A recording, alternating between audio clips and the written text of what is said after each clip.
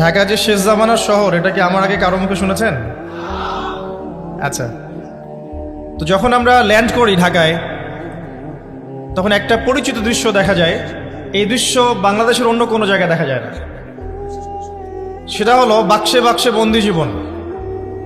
উঁচু উঁচু কিছু ইমারত দেখা যায়, ইট কাঠ পাথরের কিছু ইমারত, ছোট ছোট বাক্সের মতো, আকাশ থেকে বাক্সের মতো লাগে দেখতে। এই যে বাক্সে বাক্সে বন্দি জীবন, এই দৃশ্যটা ঢাকাতে আসলে দেখা যায়। দেখুন, রাসূলুল্লাহ সাল্লাল্লাহু আলাইহি ওয়াসাল্লাম, একটু মনোযোগের সাথে শুনতে হবে, কেন বিপদ আর কেন আমরা যখন আমরা ল্যান্ড করি তখন কি দেখি? দেখি হাইলি কনস্ট্রাক্টেড বিল্ডিংস। ঢাকায় আমরা দেখি হাইলি কনস্ট্রাক্টেড বিল্ডিংস। আজকে থেকে 200 বছর আগে এমন দৃশ্য কেউ দেখেছে কিনা আমার জানা নাই। তবে একটা হাদিস থেকে আমি আলোচনা শুরু করি, তাহলে বুঝতে পারবেন। নবী সাল্লাল্লাহু আলাইহি ওয়াসাল্লাম মসজিদে বসে আছেন, মসজিদের মধ্যে, নববীর মধ্যে, এবং হাদিসটা তার ইন্তেকালের অল্প কিছুদিন আগের হাদিস। এটা প্রারম্ভিক সময়ের হাদিস নয়, শেষের দিকের হাদিস। কোরআনের যেমন শানে নজুল আছে, হাদিসেরও কিন্তু শানে নজুল আছে। ঠিক আছে? কোরআনের যেমন শানে নজুল আছে, এক একটা আয়াত এক একটা প্রেক্ষাপট এসেছে, নাজিল হয়েছে, ঠিক একইভাবে হাদিসেরও কিন্তু শানে নজুল আছে। নবী সাল্লাল্লাহু আলাইহি ওয়াসাল্লামের জীবনের শেষের দিকের হাদিস এটা। তিনি মসজিদে বসে আছেন, একজন ব্যক্তি মসজিদে প্রবেশ করলেন, শুভ্র সাদা কাপড় পরিহিত, ধবধবে সাদা, অতি উত্তম কাপড়, পরিচ্ছন্ন, প্রবেশ করলেন এবং রাসূল সাল্লাল্লাহু আলাইহি ওয়াসাল্লামের হাঁটুর সাথে হাঁটু লাগিয়ে বসলেন। ঠিক আমরা যেমন আত্তাহিয়াতু পড়ার সময় যেভাবে বসি নামাজে, এভাবে। আমার কথা কি বুঝতে পারছেন? আচ্ছা, এবার নবী সাল্লাল্লাহু আলাইহি ওয়াসাল্লামকে তিনি ব্যাক টু ব্যাক 4টা প্রশ্ন করছেন। 1 নম্বর বলছেন, ইয়া মুহাম্মদ, হে মুহাম্মদ সাল্লাল্লাহু আলাইহি ওয়াসাল্লাম, আখবিরনি আনিল ইসলাম, আমাকে ইসলাম সম্পর্কে বলো। নবীজি বললেন, ইসলাম হচ্ছে কালিমা, আল্লাহ এক সাক্ষ্য দেয়া, নবী মুহাম্মদ সাল্লাল্লাহু আলাইহি ওয়াসাল্লামকে সর্বশেষ রাসূল সাক্ষ্য দেয়া, সালাত কায়েম করা, যাকাত দেয়া, রমাদান মাসে সাওম রাখা এবং সামর্থ্য হলে হজ করা, এই হলো ইসলাম। তিনি বললেন, সাদাকতা, আপনি সত্য বলেছেন। ওমর রাদিয়াল্লাহু আনহু বলছেন, ফাআজিবনা লাহু ইয়াসআলুহু ওয়া ইউসাদ্দিকুহু, আমরা তার প্রশ্ন শুনে অবাক হয়ে গেলাম। সে নিজেই প্রশ্ন করছে, নিজেই আবার সত্যায়ন করছে। যে প্রশ্ন করছে সে তো জানার জন্য প্রশ্ন করছে। ছাত্র যদি ওস্তাদের কাছে প্রশ্ন করে যে ওস্তাদ এটা কি, ওস্তাদ বলে এটা এই, তখন সেই ছাত্র যদি বলে যে আপনি সত্য বলেছেন, তার মানে এই ছাত্র আগে থেকে উত্তরটা জানতো, তাই নয় কি? তার মানে এই প্রশ্ন করে আগে থেকেই জানে যে উত্তরটা কি হবে। তো দ্বিতীয় প্রশ্ন করছেন তিনি, বলছেন, আখবিরনি আনিল ঈমান, ঈমান কি, আমাকে ঈমান সম্পর্কে বলুন। নবী সাল্লাল্লাহু আলাইহি ওয়াসাল্লাম বলছেন, ঈমান হচ্ছে 6টা বিষয় বিশ্বাস করা। তুমিনা বিল্লাহ, আল্লাহ বিশ্বাস করবে, ওয়া মালাইকাতিহি, তার ফেরেশতা মণ্ডলীর প্রতি, ওয়া কুতুবিহি, তার সমস্ত আসমানি কিতাবের প্রতি, ওয়া রুসুলিহি, তার সমস্ত রাসূলগণের প্রতি, ওয়াল ইয়াউমিল আখির, পরকালের প্রতি, ওয়াল কদরি খাইরি ওয়া শাররি, তাকদীরের ভালো মন্দের প্রতি। এই 6টা পিলারে বিশ্বাস করলে আপনি মুমিন হলেন। প্রশ্নকারী বলছে, সাদাকতা, আপনি সত্য বলেছেন। আবারও তৃতীয় প্রশ্ন করছেন, আখবিরনি আনিল ইহসান, হে মুহাম্মদ সাল্লাল্লাহু আলাইহি ওয়াসাল্লাম, আমাকে ইহসান সম্পর্কে বলুন, ইহসান কি জিনিস? নবী সাল্লাল্লাহু আলাইহি ওয়াসাল্লাম বলেছেন, ইহসান হচ্ছে আন তা'বুদাল্লাহা কাআন্নাকা তারাহ, তুমি এমন ভাবে আল্লাহর ইবাদত করবে যেন তুমি আল্লাহকে দেখতে পাচ্ছ। ওয়া ইল্লাম তাকুন তারাহু ফাইন্নাহু ইয়ারাক, যদি তুমি আল্লাহকে দেখতে না পারো, জেনে রাখবে আল্লাহ ঠিকই তোমাকে দেখছেন। এই আল্লাহ কনসিয়াসনেসের নাম হচ্ছে ইহসান। কি নাম? ইহসান। ইসলামের ভিত্তি পেলাম 5টা, ইমানের কয়টা পেলাম? 6টা, আর ইহসানের ব্যাখ্যা কি পেলাম? আল্লাহ কনসিয়াসনেস, মানে আল্লাহকে হাজির নাজির জেনে ইবাদত করা। কেউ যদি আল্লাহকে হাজির নাজির জেনে ইবাদত করে, সে কিন্তু পাপ করতে পারবে না, তার নামাজে মনোযোগ কিন্তু ডানে বামে যাবে না ইনশাআল্লাহ। তো তিনি বললেন, সত্য বলেছেন আপনি। এবার চতুর্থ প্রশ্ন করছেন তিনি, যে আখবিরনি আনিস সাআ, আমাকে কিয়ামত সম্পর্কে বলুন, কিয়ামত কবে হবে? তখন নবী সাল্লাল্লাহু আলাইহি ওয়াসাল্লাম বলছেন, মাল মাসউলু আনহা বিআ'লামা মিনাস সাইল, এ বিষয়ে প্রশ্নকারীর চেয়ে উত্তরদাতার জ্ঞান বেশি নয়। এই বিষয়ে প্রশ্নকারীর চাইতে উত্তরদাতার জ্ঞান বেশি নয়, মানে কেউই জানে না কিয়ামত এক্স্যাক্টলি কবে হবে। তখন প্রশ্নকারী থেমে যাচ্ছেন না, প্রশ্নকারী আবার প্রশ্ন করছেন, 5 নম্বর প্রশ্ন, যে ফাখবিরনি আন আমারাতিহা, তাহলে আমাকে কিছু আলামত বলেন কিয়ামতে কিছু আলামত বলেন। নবী সাল্লাল্লাহু আলাইহি ওয়াসাল্লাম অনেক আলামত বলতে পারতেন, কিন্তু এবং তিনি বলেছেনও, সারা জীবনে তিনি অসংখ্য আলামত বলেছেন। এবং আলামতগুলোকে দুই ভাগে ভাগ করা যায়, এগুলো বড় এবং কিছুগুলো হচ্ছে ছোট। যদিও বা সবগুলোই আলামত, তবে এটা হচ্ছে ফিকহের বিষয়, উসুলের বিষয়ের মধ্যে আমরা নিয়ে আসতে পারি যে বড় ছোট ভাগ করা যাচ্ছে, আলেম ওলামারা ভাগ করছেন।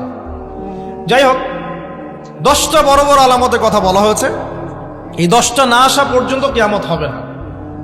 মসিহুদ দাজ্জালের আগমন, নবী ঈসা ইবনে মারইয়ামের আগমন, ইয়াজুজ আর মাজুজ, দাব্বাতুল আরদ, জমিন থেকে প্রাণী বের হবে, ইয়েমেনের আগুন, 3টা বড় বড় ভূমিকম্প, পশ্চিম দিক থেকে সূর্যোদয়, এরকম 10টা আলামত বলা হয়েছে। এগুলো না হওয়া পর্যন্ত কিয়ামত হবে না। এগুলো এখনো হয়নি, এগুলোর কোনোটাই এখনো আসেনি। এগুলো বাদ দিয়ে যেগুলো আলামত সুগরা আমরা বলছি, ছোট ছোট, এগুলোর ম্যাক্সিমাম প্রায় 99% আমরা এখন দেখতে পারি। তবে দেখার জন্য চোখ লাগবে।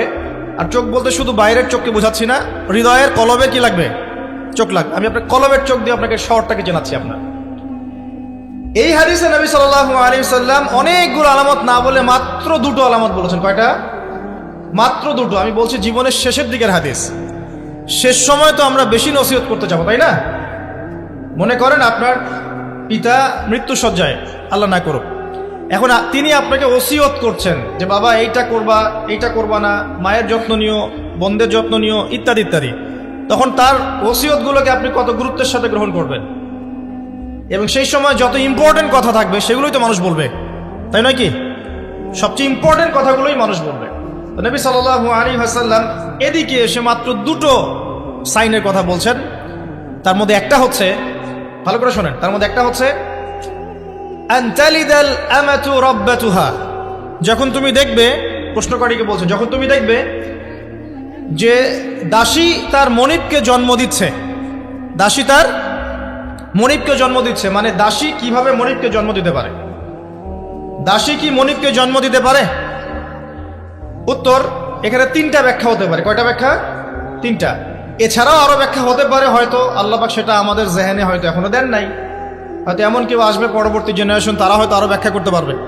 তবে 3টা ব্যাখ্যা এখন পাওয়া যায়। 1 নাম্বার, দাসী তার মনিবকে জন্ম দিবে অর্থ হচ্ছে পিতা মাতার সাথে দাস দাসীর মতো আচরণ করা হয়। এবং এটাও কিন্তু কিয়ামতের আগের একটা বড় নিদর্শন যে পিতা মাতার সাথে দাস দাসীর মতো আচরণ করা হবে, এবং যেটা এখন হচ্ছে। আমরা দেখছি পিতা মাতার অধিকার তারা পাচ্ছে না, সন্তানদের হাতে নির্যাতনের শিকার হচ্ছে, বৃদ্ধাশ্রমে থাকতে হচ্ছে।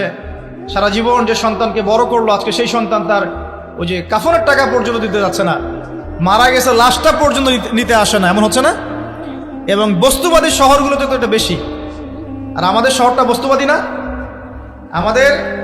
আমাদের বলছি, কারণ আমি ঢাকার জামাই, এখানে আমার শ্বশুর বাড়ি, আমি আপনাদেরই একজন। তো আমাদের শহরে মানুষ বস্তুবাদী না? মানুষ বস্তুবাদী, কেউ অন্যের দিকে তাকানোর সময় নাই। এটা বোঝার জন্য আপনাকে ফ্লাইওভার উঠতে হবে। ফ্লাইওভার উঠে দাঁড়িয়ে থাকেন, দেখেন মানুষ ছুটছে নিজের চরকায় তেল দেওয়ার জন্য, কারো দিকে তাকানোর সময় নাই। এই সকাল থেকে শুরু হয়, রাত একদম 3টা-4টা পর্যন্ত এটা চলছে, সারাদিন 24/7। উদ্দেশ্য কি? দুনিয়া। অল্প কিছু মানুষের বাইরে আছে যাদের উদ্দেশ্য আখেরাত, বেশিরভাগের উদ্দেশ্য কি? দুনিয়া। বাড়ি, গাড়ি, টাকা, জমি জমা, স্ট্যাটাস, দ্যাটস অল। মানে মানুষের এই কনসেপ্টটাকে বলা হয় মেটেরিয়ালিজম। কি বলে? মেটেরিয়ালিজম মানে বস্তুবাদিতা। কি বলে? কথা বলেন। বস্তুবাদিতা। এই বস্তুবাদী সভ্যতা কারা ছিল? ওই যে পশ্চিমারা, ইউরোপিয়ান সিভিলাইজেশন, এরা সবাইকে বস্তুবাদিতা শিখিয়েছে। মুমিনের চিন্তা থাকে পরকাল কেন্দ্রিক, যে কাজে পরকালের স্বার্থ আছে আমি সেই কাজ করব, যেই কাজে পরকালের স্বার্থ নয় আমি করব না। এটা মুমিনের চিন্তা। আর কাফের মুশরিক, বেদিন, ফাসেক, মুনাফিকদের চিন্তা হচ্ছে যেখানে দুনিয়ার স্বার্থ ওখানে থাকবো, দুনিয়ার স্বার্থ নাই থাকবো না। এই যে দুনিয়ার স্বার্থে মানুষের সারাটা জীবন ক্ষয় করে দেয়া, এর নাম বস্তুবাদিতা, মেটেরিয়ালিজম বলে এটাকে। যাই হোক, আমাদের শহরের বেশিরভাগ মানুষ কি বস্তুবাদী না? এখন সবাই দেখবেন, আমি বুঝাচ্ছি, আমি যতটা পারছি সহজ করার চেষ্টা করছি। ম্যাক্সিমাম আমাদের শহরের মানুষ এখন বস্তুবাদী। সবার চিন্তা একটাই, দুনিয়া, দুনিয়া আর দুনিয়া। যে দুনিয়া সম্পর্কে নবী সাল্লাল্লাহু আলাইহি ওয়াসাল্লাম বলেছেন, একটু শোনেন। যে মনে করেন এটা একটা মহাসাগর, নবী সাল্লাল্লাহু আলাইহি ওয়াসাল্লাম বলছেন এখানে একটা আঙ্গুল ঢুকিয়ে দাও, দিয়ে বের করো। এই আঙ্গুলে যতটুকু পানি আছে এটা দুনিয়া, আর এই পুরো মহাসাগরে যত পানি আছে এটা পরকাল। একদিন সাহাবীদেরকে নিয়ে নবী যাচ্ছেন সাল্লাল্লাহু আলাইহি সাল্লাম, একটা মৃত গাধা বা বকরির বাচ্চা পড়ে আছে, মৃত গাধা বকরির বাচ্চা। সাহাবীদেরকে বলছেন, হে আমার সাহাবীরা, তোমরা কি এই বকরির নিয়মিত বাচ্চাটাকে ভিডিও পেতে এক তওবা দিরহামের ওয়াইটি বিনিময়ে চ্যানেলটি কিনতে চাও? সাবস্ক্রাইব করে পাশে কিসের থাকবেন। বিনিময়ে? ধন্যবাদ। এক দিরহাম। দিরহাম কি জিনিস সেটা পরে বোঝাবো এখন ইনশাআল্লাহ, ওইগুলো এখন বুঝবেন না। দিরহাম কি জিনিস ওটা পরে বুঝবেন। দিরহাম থাকলে আর রিজার্ভ কমতো না। দিরহাম থাকতো যদি কোনো কান্ট্রি রিজার্ভ আর কমতো না। রিজার্ভ কমে ডলারের ভিত্তিতে, আর ডলার হচ্ছে এখন সারা ওয়ার্ল্ডের ডমিনেটিং কারেন্সি, ওটাকে হার্ড কারেন্সি বলে। মানে আপনি তেল কিনতে চান, 1 কোটি টাকা ব্রিফকেসে নিয়ে আমাদের আবু ধাবিতে চলে যান, গিয়ে শেখদেরকে বলেন যে আমাকে 1 কোটি টাকার তেল দেন, 1 ফোঁটাও তেল দিবেন আপনাকে, দিবে না। যতক্ষণ আপনি ওই টাকাটাকে ডলারে কনভার্ট করবেন তারপর দিবেন, আপনাকে তখন সুন্দর মতো তেল দিবেন। এই dollar petrol, dollar petrol, petrol ছাড়া ডলার এক্সচেঞ্জ নাই। এটা হচ্ছে পেট্রো ডলার মনিটরিং সিস্টেম। এবং এটা নিয়ে কথা বললে আবার এক শ্রেণীর ঘুমটাওয়ালা শায়েখ আছে, বলবে খারেজি হয়ে গেছে। যাই হোক, এটা একটা জুলুম। কিরকম জুলুম? যে আপনি আপনার ইকোনমিক পুরো ব্যালেন্সটাকে ডলারের মানদণ্ডে যাচাই করতে হবে। আপনি যতই সমৃদ্ধশালী হন না কেন, আপনি ওই হার্ড কারেন্সিকে টেক্কা দিতে পারবেন না। আপনার কাছে গোল্ড আছে, মনে করেন সোনা, এখন সোনাটাকে আপনি যে ভাঙাবেন, ভাঙিয়ে যে মানে কান্ট্রির অন্যান্য ডেভেলপমেন্টের কাজে লাগাবেন, তার জন্য ডলারের সিঁড়ি পার হয়ে যেতে হবে। অথচ এই দিনার এবং দিরহাম রাসূল সাল্লাল্লাহু আলাইহি ওয়াসাল্লামের যুগের কারেন্সি ছিল, দিনার দিরহাম, যার ইন্ট্রিনসিক ভ্যালু বা অন্তর্নিহিত মান কখনো কমে যাবে না। দেখাচ্ছি, দাঁড়ান, আমি এমনি এমনি করে কথা বলি না। আসহাবুল কাহফ কত বছর ঘুমিয়েছিলেন বলেন? 309 বছর। 309 বছর। পকেটের মধ্যে কিছু কয়েন ছিল, সোনার আর রূপার কয়েন। এই এলাকা ছেড়ে চলে গেছে, গুহার মধ্যে ঘুমিয়েছে, রাত কাটাবে, আল্লাহ পাক ঘুম পাড়িয়ে রেখেছেন 309 বছর। 309 বছর ঘুম থেকে ওঠার পর তারা বলছে, কেম লেবিস্তুম, তোমরা কতদিন ঘুমিয়েছো? একজন বলছে লেবিস না ইয়াউমান আও বা'দা ইয়াউম, একদিন ঘুমিয়েছি বা একদিনের কিছু অংশ ঘুমিয়েছি।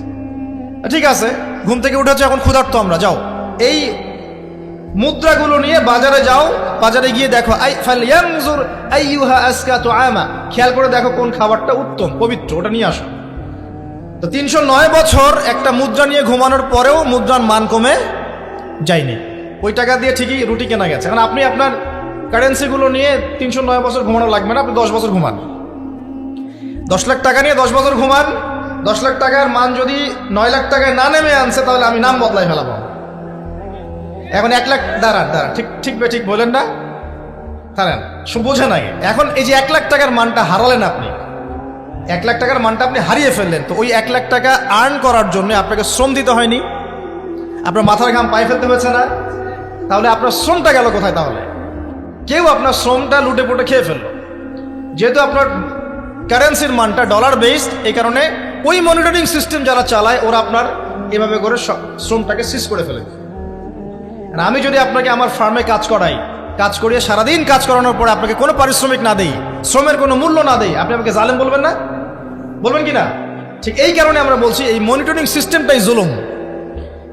আর নবীজি বলছে দিনারের কথা বলছেন, দিরহামের কথা বলছেন। এটা যদি আপনার পকেটে থাকতো 309 বছর কেন, 1000 বছর পর উঠলে ওটার মান সেটাই থাকবে, কমতো না। এই হলো ইসলামিক কারেন্সি। এটা নিয়ে কথা বললে আবার এক শ্রেণীর ঘুমটাওয়ালা শায়েখ আছে, কিছু সত্য কথা ওরা হজম করতে পারে না। তখন দেখা যায় যে একটা ফতোয়া দিবে, এ খারেজি হয়ে গেছে, ফাইজলামি পাইছে। কে খারেজি একটু বলে নেই। খারেজি আকিদাটা কি আসলে? খারেজি আকিদা হচ্ছে কোনো ব্যক্তি যদি অন্য কোনো মুসলমানকে যদি কবিরা গুনাহ করার কারণে কাফের মনে করে। কথা বোঝেন? আপনি সুদ খেয়েছেন বা ঘুষ খেয়েছেন বা জেনা করেছেন, এগুলো কবিরা গুনাহ। এখন আমি যদি বলি যে সুদ ঘুষ জেনা করার কারণে আপনি কাফের হয়ে গেছেন, আপনাকে হত্যা করা জায়েজ, তাহলে আমি খারেজি। বুঝতে পারছেন কথা? কিন্তু আমি কি কখনো এরকম করে কথা বলেছি? এই যে মনিটরিং সিস্টেম নিয়ে কথা বললাম, এর সাথে কবিরা গুনার কি সম্পর্ক আর খাওয়ারিজমের কি সম্পর্ক? আবার কোনো কোনো ক্ষেত্রে দেখা যায় যে পলিটিক্যাল সমালোচনা করলে খারেজি টাইটেল দিয়ে দিবে। ওই যে বললাম, আমাদের শেখদের কাছে যান মিডল ইস্টের, দিয়ে আপনি দেন, টাকা দেন, তেল দিবে না, ডলার না দিলে বলবে এই যে এন্টি মিডল ইস্ট কথা বলেছে, অতএব সে খারিজ হয়ে গেছে। আর আমি আপনাকে একটা এক্সাম্পল দিই, শোনেন, বোঝেন কথাগুলো বোঝেন। ইয়াজিদের নাম শুনেছেন? ইয়াজিদ ভালো শাসক ছিল না খারাপ শাসক ছিল? তার আমলে হুসাইন রাদিয়াল্লাহু আনহু শাহাদাতের ঘটনা ঘটেছে, হাররার যুদ্ধ ঘটেছে। সে মদিনা আক্রমণ করেছে, মক্কা আক্রমণ করেছিল, ম্যাসাকার করেছে। বহু সাহাবী তার এই শাসন মেনে নেয় নাই। তার মধ্যে একজন হচ্ছে আব্দুল্লাহ বিন জুবাইর রাদিয়াল্লাহু আনহু, জুবাইর ইবনে আওয়াম রাদিয়াল্লাহু আনহুর ছেলে। তার অনুসারী অনেক সাহাবী ছিলেন। আর আমাকে বলেন, ইয়াজিদ যখন মক্কা মদিনা আক্রমণ করছিল, ইয়াজিদ যখন মক্কা মদিনা আক্রমণ করছিল, বা তার সেনাবাহিনীরা যখন ইমাম হুসাইনকে কারবালার প্রান্তরে শাহাদত দিচ্ছে বা আক্রমণ করছে তার সপরিবারে, এখন যে সাহাবীরা তার বিরুদ্ধে একটু অবস্থান নিয়েছে, এই সবগুলো সাহাবী কি কাফের হয়ে গেছে, তাগুত হয়ে গেছে, আর খারাজি হয়ে গেছিল নাকি? তারা কি ইয়াজিদের অন্যায়ের প্রতিবাদ করার কারণে খারাজি হয়ে গেছিল নাকি? তো পলিটিক্যাল সমালোচনার সাথে খাওয়ারিজমের কোনো সম্পর্ক নেই। কিন্তু এরা এটাকে একটা সুকৌশলে মুসলিম উম্মার যুবকদের মধ্য থেকে সত্য কথা বলার মানসিকতাকে কেড়ে নিয়েছে। সত্যকে উপস্থাপন করার মানসিকতাকে দমিয়ে দেওয়ার জন্য একটা খারেজি ফতোয়া শুরু করে দিয়েছে। যেখানে সেখানে যা ইচ্ছা বলবেন খারেজি ফতোয়া দিয়ে। সুবহানাল্লাহ। যাই হোক, ওদিকে যাচ্ছি না, আমি মূল জায়গায় আসি। দেখুন, আমরা রাসূলের হাদিস থেকে জানছি দুনিয়ার মূল্য এতটুকু। তুমি কি এই বকরির বাচ্চাটাকে 1 দিরহামের বিনিময়ে কিনবা? সাহাবীরা বলছেন, 1 দিরহাম কেন ইয়া রাসূলুল্লাহ সাল্লাল্লাহু আলাইহি ওয়াসাল্লাম, বিনা মূল্যেও যদি আপনি আমাকে এটা দেন বা আমাকে এটা দেয়া হয়, আমি এটা কিনবো না। বিনামূল্যেও যদি আমাকে এই মৃত বা এই পচা গলা এই গাধার বাচ্চা, বকরির বাচ্চাকে দেয়া হয়, আমি কিনবো না। নবী সাল্লাল্লাহু আলাইহি ওয়াসাল্লাম বলছেন, এটাই হচ্ছে দুনিয়া। আল্লাহ পাকের কাছে দুনিয়ার মূল্য এই বকরির বাচ্চার চাইতেও কম। এখন আমরা যারা বস্তুবাদিতায় লিপ্ত আছি, দুনিয়ার এই যে ফিকির, সারাদিন দুনিয়ার ফিকির মানুষকে এমনভাবে পেয়ে বসে না, মানুষ দুনিয়ার আলাপ ছাড়া কোনো কথাই বলতে চায়। দেখবেন একজন আলেমের কাছে বসবেন, সে আপনাকে কোরআনের কথা বলবে, হাদিসের কথা বলবে। একজন দুনিয়াদার মানুষের পাশে বসবেন, 1 ঘন্টা বসে থাকলেও একটা কোরআনের কথা বলবে না, আর হাদিসের কথা মুখ থেকে বের হবে না। আর তার মাথাটা ফাংশন হয়ে গেছে দুনিয়া দিয়ে। ঠিক আছে, সে যদি ড্রাইভার হয়, সারাদিন গাড়ির পেঁচাল পারবে, গাড়ি এটা, গাড়ি ওইটা এমন, গাড়ি ওইটা এমন। সে যদি ইকোনমিক সেক্টরের মানুষের বলবে, এই যে ব্যবসা এমন, এই ব্যবসা এমন, ওই ব্যবসা এমন। সুদী মহাজন হয়, বলবে এই এখানে সুদ দিলে এত হবে, এখানে দিলে এত হবে। আর পলিটিক্স যদি করে, তাহলে সারাদিন পলিটিক্যাল আলাপ করবে। দুনিয়ার সেক্টরে যারা পটু আর কি, দুনিয়ার ফাংশনটা মাথায় এমনভাবে ইনস্টল করা থাকে যে এটা ছাড়া অন্য কোনো কথা তার মুখ থেকে বের হবে না। নবী সাল্লাল্লাহু আলাইহি ওয়াসাল্লাম দুনিয়াকে এত তুচ্ছ করেছেন। এখন আমি আপনাকে বোঝাচ্ছিলাম যে আনতালিদাল আমাতু রাব্বাতুহা, দাসী তার মনিবকে জন্ম দিবে, এর অর্থ একটা এই যে পিতামাতার সাথে এখন দাসীর মতো আচরণ করা হবে। সেটা কি হচ্ছে না বলেন? এটা যারা পিতামাতা হয়েছেন, বার্ধক্যে চলে গেছেন, তারা খুব ভালো করে জানেন যেই সন্তানের জন্য সারাটা জীবন তারা মাথার ঘাম পায়ে ফেললেন, এই সন্তান তার খোঁজ খবর পর্যন্ত নেয় না। ব্রিটেন, অক্সফোর্ড, হার্ভার্ড থেকে পড়ে আসছে, ঢাকা বিশ্ববিদ্যালয় থেকে বড় বড় ডিগ্রি নিয়ে আসছে, তার বাবা এখন থাকে বৃদ্ধাশ্রমে। জাহাঙ্গীরনগর ইউনিভার্সিটির একজন প্রফেসর, তিনি বৃদ্ধাশ্রমে আছেন। একটা ভিডিও দেখলাম তার, তিনি বলছেন যে আমি আমার পরিবারের জন্য কি না করেছি, আজকে আমি এত বড় প্রফেসর হওয়ার পরে আমার শেষ জীবনটা এখানে কাটছে। মাঝে মাঝে এগুলো দেখলে মনে হয়, মনটা চায় যে আমরাও কিছু বৃদ্ধাশ্রম করি, যাদেরকে আল্লাহ পাক তৌফিক দিয়েছেন আপনারা করবেন। যদিও ইসলামে বৃদ্ধাশ্রমের কোনো জায়গা নাই, মায়ের পায়ের নিচেই সন্তানের বেহেশত, কিন্তু এখন পরিবেশ এত খারাপ যে কিছু কিছু বৃদ্ধাশ্রমের দরকার হয়ে পড়েছে। জাতীয় একটা দৈনিক পত্রিকা দেখলাম, তারা বলছে যে এখন বৃদ্ধাশ্রম সময়ের দাবি হয়ে গেছে, বৃদ্ধাশ্রম এখন সময়ের দাবি হয়ে গেছে। আপনাদের সামর্থ্য থাকলে আপনারা করবেন। শেষ জীবনটা যেন আমাদের এই বার্ধক্যে উপনীত হওয়া মায়েরা এবং বাবারা, তারা যেন আল্লাহর ইবাদত করে কাটাতে পারে এমন একটা পরিবেশ তৈরি করে দিবেন। টেনশন ফ্রি ভাবে তারা যেন 3 বেলা খায়, জিকির আজগার করে, তাসবিহ তাহলিল করে, কোরআন তেলাওয়াত করে, শেষ জীবনটা যেন ঈমান ইসলামের উপর থেকে মৃত্যুবরণ করতে পারে, এরকম একটা ব্যবস্থা করে দেন। ইনশাআল্লাহ বহুত নেকি হবে ইনশাআল্লাহ। আল্লাহ পাক আপনাকে বরকত দিবেন ইনশাআল্লাহ। এটা একটা ব্যাখ্যা হতে পারে। সেকেন্ড ব্যাখ্যা হতে পারে এই, দাসী তার মনিবকে জন্ম দিবে অর্থ হচ্ছে এই যে সমাজের ন্যায় অন্যায়, হক বাতিলের মানদণ্ড উল্টে যাবে, কারণ দাসী মনিবকে জন্ম দিতে পারে না। পারে? তার মানে একটা ব্যাখ্যা এটাও হতে পারে, সত্য মিথ্যা হয়ে যাবে, মিথ্যা সত্য হয়ে যাবে কিয়ামতের আগে আগে, হক বাতিল হয়ে যাবে, বাতিল হক হয়ে যাবে। ঠিক এটা অন্যান্য হাদিসে এসেছে, সত্যবাদীকে বলা হবে মিথ্যাবাদী, মিথ্যাবাদীকে বলা হবে পরম সত্যবাদী। যে ব্যক্তি আমানতদার তাকে বলা হবে খেয়ানতকারী, যে খেয়ানতকারী তাকে বলা হবে পরম আমানতদার। এটা হচ্ছে না এখন আমাদের এই বিজি শহরগুলোতে, এটা হচ্ছে না। আমাদের এখানে বিশ্বাসটা এতই কমে গেছে, দেখবেন কোনো মানুষ যদি সেধে কাউকে খাওয়ায়, আসেন হোটেলে বসেন খান, সন্দেহের চোখে তাকাবে যে না জানি আমাকে কি খাওয়াই দিল, আমাকে খাওয়ায় আবার কি লুটপাট করে, তাই না? দেখেন আমাদের শহর থেকে বিশ্বাসটা কমে গেছে না? একটা বন্ধন টিকে থাকে বিশ্বাসের উপরে। আমি বলি যে একটা সম্পর্ক শুধুমাত্র ভালোবাসার ভিত্তিতে টিকে থাকে না, ভালোবাসার চেয়ে বড় জিনিস হচ্ছে বিশ্বাস। আর সেই বিশ্বাস যখন উঠে যায় তখন পরিবার ভেঙে যায়, স্বামী স্ত্রীর বন্ধন ভেঙে যায়, সামাজিক কাঠামো ভেঙে যায়। আমাদের সমাজ থেকে বিশ্বাসটা উঠে গেছে, দেখবেন কেউ কাউকে বিশ্বাস করতে পারে না। হ্যাঁ, তো এই যে বস্তুবাদিতা আমাদের বিশ্বাসটাকে নষ্ট করে ফেললো। খেয়াল করে দেখেন, এই রাত্রেবেলা গাড়ি নিয়ে যাবেন, রাস্তায় যদি কেউ দাঁড়িয়ে থাকে, ভাই আমি খুব বিপদে পড়েছি একটু লিফট দেন, ভয়েই দাঁড়াবো না এখানে গাড়ি নিয়ে, না জানি আবার কোন ট্র্যাপে ফেলায়, তাই না? বিশ্বাস প্রতারণার কি যুগ, কেউ কাউকে বিশ্বাস করতে পারছে না, কেউ কাউকে বিশ্বাস করতে পারছে না। স্বামী তার স্ত্রীকে বিশ্বাস করে না। এই শহরে বহু স্বামী আছে এই শহরের, স্ত্রীকে বিশ্বাস করে না, কারণ জানে যে আমি বাইরে গেলে ফোনে অনেকগুলো বেটার সাথে লাইন মারে, স্বামী খুব ভালো করে যায়। এ কারণে দেখা যায় স্বামীও বাইরে আবার কয়েকটা একাধিক ওই যে বলবো উপস্ত্রী উপপত্নী জোগাড় করে রেখে দিচ্ছে, আছে না? মেয়ে স্ত্রী বাসায়, স্বামী যখন চলে যায় স্ত্রী অন্যের সাথে পরকিয়া করে, আবার স্বামী বাইরে গিয়ে স্ত্রীকে বাদ দিয়ে অন্য মেয়ের সাথে পরকিয়া করে। এই জিনিসটাই শহরে বেশি না কম বলেন? লজ্জা করেন না, সত্যি কথা বলেন, এটা বেশি না কম? বেশি, দিন দিন বাড়ছে। আর যে মিডিয়াগুলো আমরা দেখি এগুলোই শিখায় আমাদের, পরকিয়া শিখায় না? পরকিয়া শিখায়।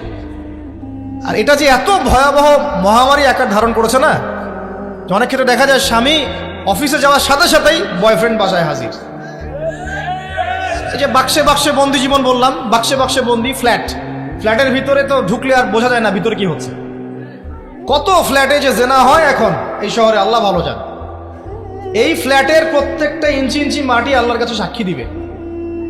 যেখানে যে মাটিতে বসে অবিবাহিত যুবক যুবতী জেনা করেছে আর বিবাহিত যুবক যুবতীরা এবং এই স্বামী স্ত্রী জেনা করেছে, এর ইঞ্চি ইঞ্চি মাটি আল্লাহর কাছে কথা বলবে। এর ইঞ্চি ইঞ্চি মাটি আল্লাহর সামনে কথা বলবে। ইযা যুলজিলাতিল আরদু জিলজালাহা ওয়া আখরাজাতিল আরদি আথকালাহা ওয়া ক্বালা লিল ইনসানু মা লাহা ইয়াওমাইযিন তুহাদ্দিসু আখবারাহা। সেদিন তুহাদ্দিসু আখবারাহা, জমিন তার খবর বলবে আল্লাহর কাছে। জমিনের কোথায় কোন পাপ হয়েছে সব বলে দিবে। এই জমিনে এখানে দাঁড়িয়ে জেনা করেছে, ওইখানে দাঁড়িয়ে মদ খেয়েছে, ওইখানে কাউকে খুন করেছে, জমিন বলে দিবে। আরেকটা কথা এখানে মাঝখানে বলে দেই, যারা অবিবাহিত যুবক যুবতী আছো, এই লেকচার তোমরা যারা শুনছো, তোমাদের মধ্যে কেউ যদি জেনা করে থাকো, অবিবাহিতর কথা বলছি, তোমাদের কাঁধের মধ্যে এখন 100 বেত্রাঘাতের শাস্তি ঝুলে আছে। সূরা নূরের 1 থেকে 3 নম্বর আয়াত পড়ে দেখবে, অবিবাহিত যুবক যুবতী যদি জেনা করে তাদের শাস্তি হচ্ছে 100 বেত্রাঘাত, তাও জনসমক্ষে, এবং এক বছরের জন্য নির্বাসন। এই বিধানগুলো যদি পৃথিবীর কোনো দেশেও না থাকে, আসমানে আছে। মরার সাথে সাথেই এই বিধান কার্যকর হবে ইনশাআল্লাহ। বাঁচার বুদ্ধি কি? একটাই উপায় আছে। এই লেকচার কানে চলে গেছে, অজু করবে, অজু করে খালেসভাবে রাতের শেষ রাতে জায়নামাজ বিছাবে, জায়নামাজ বিছিয়ে আল্লাহর সামনে দাঁড়িয়ে 2 রাকাত নামাজ পড়বে, পড়ে নিজের পাপের কথা স্মরণ করে চোখ দিয়ে দরদর করে পানি ফেলে দিবে, আল্লাহকে সেজদায় গিয়ে বলবে, আল্লাহ আমি জেনা করেছি, আমাকে মাফ করে দাও। আল্লাহ আমার এই পাপের কথা কেউ জানে না, তুমি জানো, মাফ করে দাও। এই মাফ নেওয়ার পরে আবার ওই যার সাথে করেছেন ওর সাথে আবার লিঙ্ক আপ করার চেষ্টা করেন না।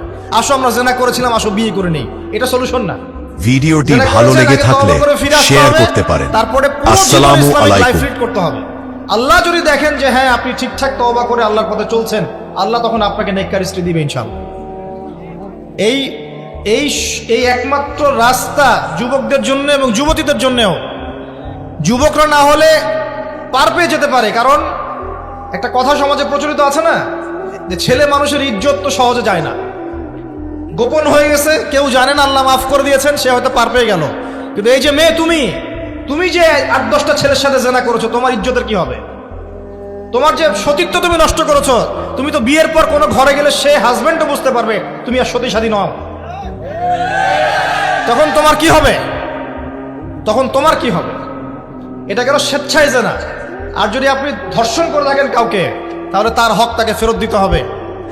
কিভাবে দিবেন সেটা আপনার বিষয়। আল্লাহর কাছে ক্ষমা চান, ইস্তেগফার করেন। জেনার ফলশ্রুতিতে সমাজে মহামারী নেমে আসে, জেনা পরকীয়া অশ্লীলতার কারণে সমাজে এমন সব রোগ ব্যাধির উদ্ভব হয় যেগুলো কখনো ছিল না। এই শহরটা জেনার শহর, আমাদের এই ঢাকা শহর জেনার শহর। আপনাকে এটা বোঝার জন্য আমার লেকচার না শুনে আপনি পেপার পত্রিকা ঘাটেন, অনলাইন সার্চ করেন, দেখবেন এই শহরে আনাচে কানাচে জেনা হয় এবং ওপেন জেনা হয়, মানুষ জেনাকে হালাল মনে করে। এই শহরের যুবক যুবতী যারা একে অপরের সাথে বয়ফ্রেন্ড গার্লফ্রেন্ড কালচারে লিপ্ত আছে, এটাকে তারা হালাল মনে করে, কেউ হারামও মনে করে না। কত বড় সাহস দেখায়। আর রাস্তা দিয়ে আমরা হেঁটে গেলেও বয়ফ্রেন্ড গার্লফ্রেন্ড এসে আমাদেরকে সালাম দেয়, হুজুর আমাদের জন্য একটু দোয়া করেন। তো প্রত্যেকটা পার্কে পার্কে যাবেন, এই যে আপনাদের রেস্টুরেন্টগুলোতে যাবেন, দর্শনীয় যে স্পটগুলো সেখানে যাবেন, দেধার সে জেনা হচ্ছে, জেনা আর জেনা। আমি এই যুগের কথাই বলছি। নবী সাল্লাল্লাহু আলাইহি ওয়াসাল্লাম বলছেন, আমাদের নবী বলছেন, আমার উম্মতের একটা অংশ, সবাই না, আমার উম্মতের একটা অংশ অবশ্যই জেনাকে হালাল করে নিবে, অবশ্যই মদকে হালাল করে নিবে, মদ পান করবে কিন্তু মদের নাম অন্য দিবে, এবং তারা গান বাজনা বাদ্যযন্ত্র নর্তকীদেরকে হালাল মনে করে নিবে। নবী সাল্লাল্লাহু আলাইহি ওয়াসাল্লাম বলেছেন, যখন সমাজে এরকম পাপ বাড়ে তখন সমাজে এমন সব রোগ ব্যাধি আসে যা আগে কখনো ছিল না। এবং এদের ব্যাপারে নবীজি বলেছেন, একদিন সকালবেলা আল্লাহ পাক এদেরকে বানর এবং শুয়োর বানিয়ে দিবে। কিয়ামতের আগে এই ঘটনাও ঘটবে, বিকৃত হবে, ভূমিধস, ভূমিকম্প, ভূমিধস এবং আকৃতির বিকৃতি, এগুলো আযাব আসবে আল্লাহর পক্ষ থেকে, এই জেনা, এই ব্যভিচার, এই পরকীয়া, নোংরামি, অশ্লীলতার কারণে। ঘরে ঘরে এগুলা বয়ফ্রেন্ড গার্লফ্রেন্ড কালচার, কেউ মনে করে না জেনা এগুলো হারাম, কেউ মনে করে না যে আমার এই যে সহপাঠী আমার গায়রে মাহরাম। এই গায়রে মাহরাম শব্দটাই নাই। কাজিন, চাচাতো বোন, মামাতো বোন, খালাতো বোন, এই যে কাজিন, এরা জেনা করছে। কি দেখা বাকি রেখেছে এই যুগে আমরা দেখছি যে নিজের মেয়ের সাথে পিতার শারীরিক সম্পর্ক। পেপার পত্রিকা পড়েন, একটু অনলাইন ঘাটেন, দেখেন কোন যুগে আছেন আপনি। সমাজের ন্যায় অন্যায় হক বাতিলের মানদণ্ডই উল্টে যাবে। মানুষ ন্যায়কে অন্যায় মনে করবে, অন্যায়গুলোকে ন্যায় মনে করে নিবে। কোনো মানদণ্ড নাই। আমাদের শহরের এই অবস্থা, শান্তিতে কিভাবে ঘুমাবেন আপনি? নিশ্চিন্তে থাকবেন কিভাবে? কখন যে আল্লাহর গজব চলে আসে। কোরআনে একটা আয়াত আছে, যখন আল্লাহ পাকের গজব আসবে তখন শুধু জালেমদের উপর খাস করে আসবে না। আলেমদেরকে জিজ্ঞাসা করে, আলেম ওলামাদেরকে জিজ্ঞাসা করে, যখন আল্লাহর গজব আসবে জালেমদের উপরে শুধু খাস ভাবে আসবে না, সবার উপরে আসবে। আমি খুব ভালো মানুষ, ওয়াজ করছি, নসিহত করছি, পার পেয়ে যাবো এমন ভাবার সুযোগই নাই।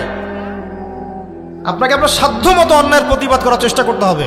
লাতা'মুরুন্না বিল মা'রুফ, নবীজি বলছেন, অবশ্যই তোমরা সৎ কাজের আদেশ করো। ওয়ালা তানহাউন্না আনিল মুনকার, অবশ্যই অসৎ কাজে নিষেধ করো।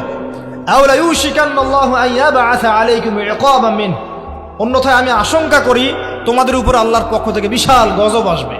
সুম্মা তাদউনাহু, এরপর তোমরা সবাই আল্লাহর কাছে দোয়া করবে, আল্লাহ গজব সরিয়ে দাও। লা ইউস্তাজাবু দুআকুম, তোমাদের দোয়া কবুল করা হবে না। নবী সাল্লাল্লাহু আলাইহি ওয়াসাল্লাম বলেছে, মান রাআ মিনকুম মুনকারান, তোমাদের মধ্যে যে কেউ হুয়েভার হি ইজ, যে কেউ যদি কোনো মুনকার, নোংরা গর্হিত কোনো কাজ দেখে, তাহলে যেন ফাল ইউগাইয়ির বিয়াদিহি, তার সামর্থ্য থাকলে হাত দিয়ে যেন ঠেকায়। যাদেরকে আল্লাহ পাক হাত দিয়ে ঠেকানোর ক্ষমতা দিয়েছেন তাদেরকে আল্লাহ জিজ্ঞাসাবাদ করবেন, কেন ঠেকালেন আপনি? জেনার লাইসেন্স দিলে কেন? মদের লাইসেন্স দিচ্ছে কেন? ঠেকালেন না কেন? তুমি অন্যায় কাজকে ঠেকালেন না কেন? যদি তুমি না পারো, ইল্লাম ইয়াস্তাতি', যদি সে না পারে, তাহলে ফাল ইউগাইয়ির বিলিসানি, তাহলে যেন মুখ দিয়ে সেটা প্রতিবাদ করে।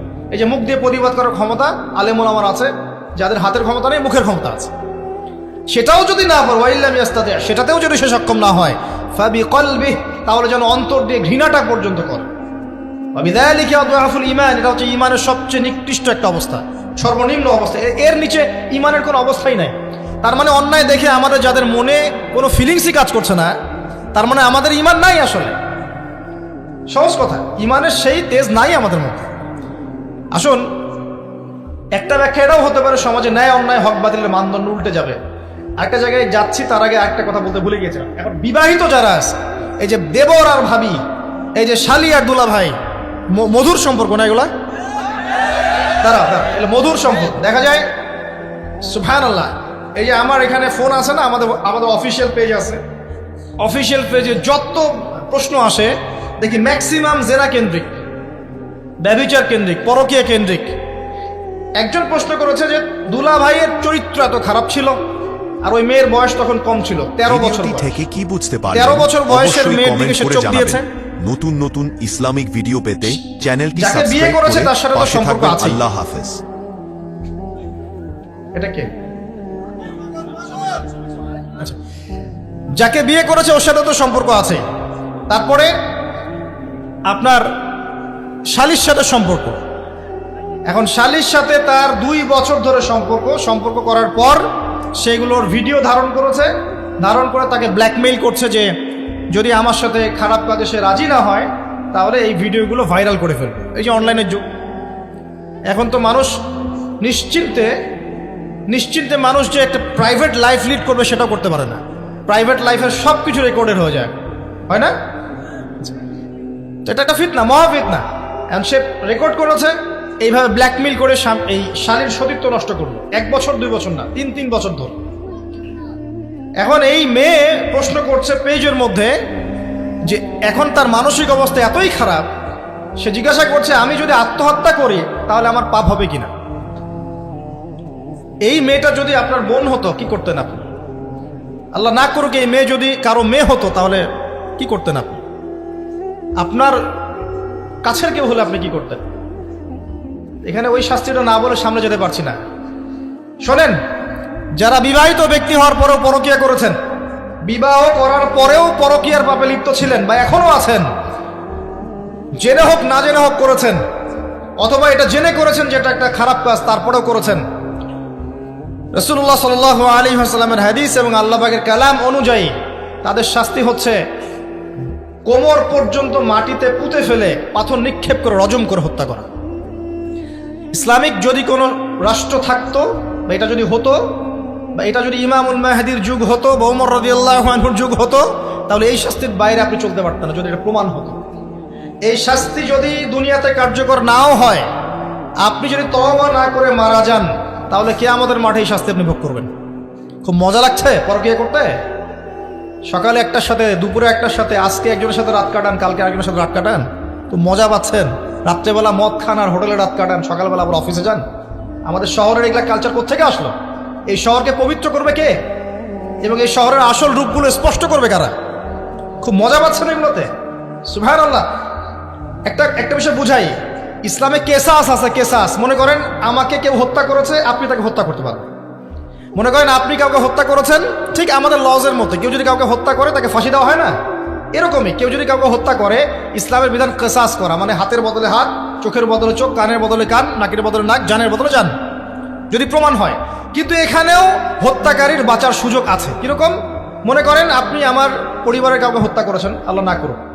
এখন আপনি এসে আমাকে ক্ষমা চাচ্ছেন যে আমার ভুল হয়ে গেছে, আমি রক্তপণ দিব, আমাকে মাফ করে দেন।